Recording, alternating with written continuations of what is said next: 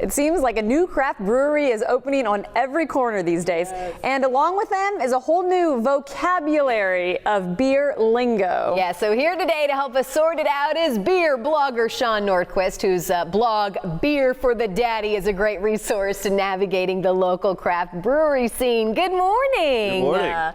We love the name of the blog. I love that we just had a mommy blogger on, and now we're doing a daddy blogger. Yep. Who, none else, your expertise is beer. That's right. That's right. You own it. You love it. I do. I love it. And I love teaching people about beer, introducing people to new beers they may not have tried before. Well, and the beer scene, we were talking, has changed so much probably in the last 10 years, you know, even if in the past 5 years in Tampa Bay specifically, we've gone from having a small handful of some good breweries kind of spread out to we're approaching close to 50 now just in the Tampa Bay area. Wow, I had no idea it was that many. And about 150 in the state of Florida.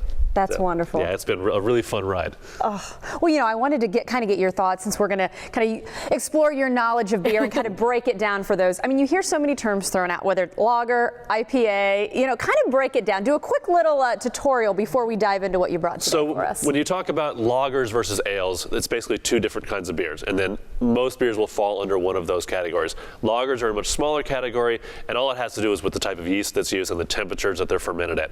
Ales pretty much cover everything else. It has nothing to do with alcohol, color, strength, bitterness, sweetness, any of that kind of stuff. It doesn't matter. That comes from the types of grains that are used. It comes from the types of hops that are used, and we'll see from these different beers. We're gonna shatter some misperceptions that a lot of people have about beer already. And there really is a science to it. I mean, that's absolutely. what's so cool. I mean, Absolutely. people are really exploring and kind of diving into this business and playing with around It is, things and to get different tastes. You're talking biology and chemistry. There's certainly a lot of mechanical engineering that goes into when you're talking about the breweries themselves. There are courses being offered on the mechanical side and also on the serving side, how to serve it properly, how to talk to people about it. Okay. So, and speaking of which, so we need a lesson. Yes, we're going to start off with, this is a beer called True Blonde. It's from Tampa Bay Brewing Company, brewed just right over in West Chase. And this is a blonde ale. It's going to be light. It's going to it's not overly powerful. This is going to be it's a great entry beer for people who aren't familiar with a lot of the craft beers and breweries. So it's going to be nothing too strong. Nothing too strong. And of course, cans are a great thing, especially for summertime, bringing them out on the boat, on the beach, poolside. They don't shatter. They're lightweight.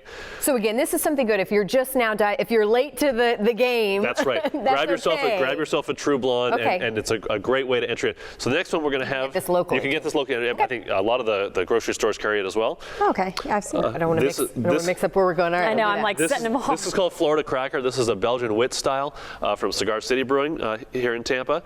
So you're going to have a little bit more of some spices and maybe some citrus kind of fruit flavors into it.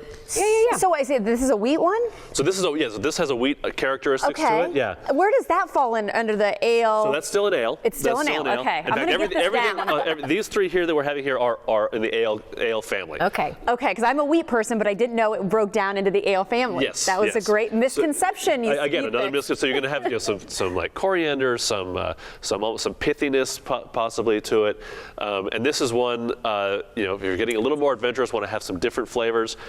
But it's still pretty neutral. I mean, it's still not far out there. I think that's a good beginner one as well. And also, both of these are around the 5% alcohol range, so they're not super big, but you're going to get flavor and body to them. Good introductory to the craft beer scene, too. So, all right, these scare me a little bit.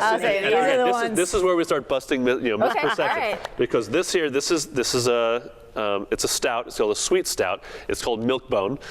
It's from Pinellas Ale Works in St. Petersburg. All of their beers have a dog theme to them. That smells good. So if you just go ahead and take a smell. Okay.